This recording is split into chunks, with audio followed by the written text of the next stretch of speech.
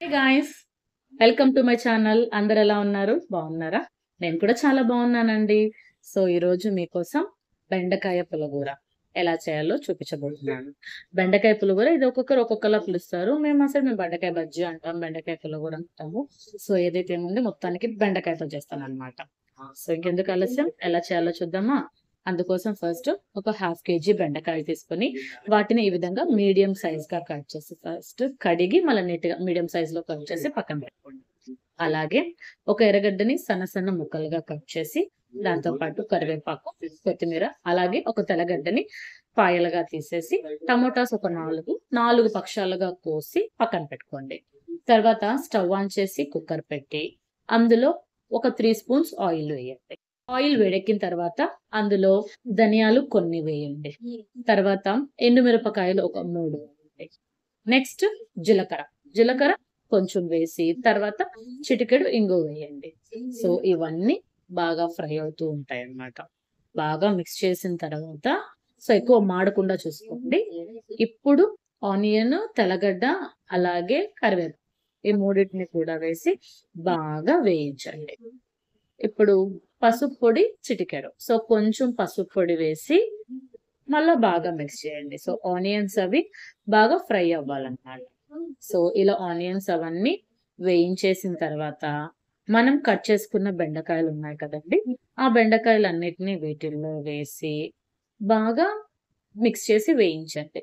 So ఎలాగంటే ఆ బెండకాయల్లో ఉండే జిగురు పోయేలాగా వేయించాలన్నమాట.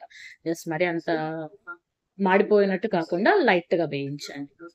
ఇప్పుడు మనం టమోటాస్ని 4 పక్షులుగా కోసి పెట్టుకున్నాం కదా, వాటిలన్నిటిని పాయలు తనిగా తీసేసి ఈ వేయించిన దాంట్లో వేసి అలాగే ఒక 2 గ్లాసెస్ వాటర్ పోయండి. 2 గ్లాసెస్ వాటర్ లేదంటే ఆ బెండకాయ టమోటాస్ అవంతా మునిగే వరకు పోసి మొత్తాన్ని బాగా కలపెట్టండి. సో బాగా అంతా మిక్స్ చేసిన తర్వాత ఇప్పుడు మనం పుల్లదనం కోసం చింతపండు వేసుకుందాం.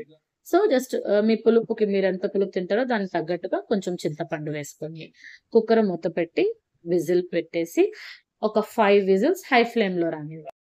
కుక్కర్ విజిల్ పోయిన తర్వాత ఓపెన్ చేశారంటే ఇదిగో ఇలా కొంచెం వాటర్ పైన తేలుతూ ఉంటుంది అనమాట. ఈ వాటర్ అన్నిటిని సపరేట్ గా వేరే బౌల్లో తీసుకొని అందులో రుచికి సరిపడా కల్లులుప్పు వేసి స్మాషర్ తో కానీ పప్పు గుత్తితో కానీ దీన్ని బాగా స్మాష్ చేసుకోండి. మరీ ఎక్కువ మెత్తగా లేకుండా కొంచెం పలుకులు పలుకులుగా ఉంటే బాగుంటుంది అనమాట. సో ఆ బెండకాయలు, టమోటాస్ అవంతా కూడా తినేటప్పుడు తగులుతుంటే చాలా టేస్టీగా ఉంటుంది. ఇప్పుడు మనం ఇందాక తీసి పెట్టుకున్నాం కదా వాటర్, ఆ వాటర్ ని కూడా ఇందులో యాడ్ చేసి మొత్తాన్ని బాగా మిక్స్ చేసేసేయండి. అంతా అయిపోయిన తర్వాత ఫైనల్ గా కొత్తిమీర లాస్ట్ లో చల్లేసారంటే చాలు.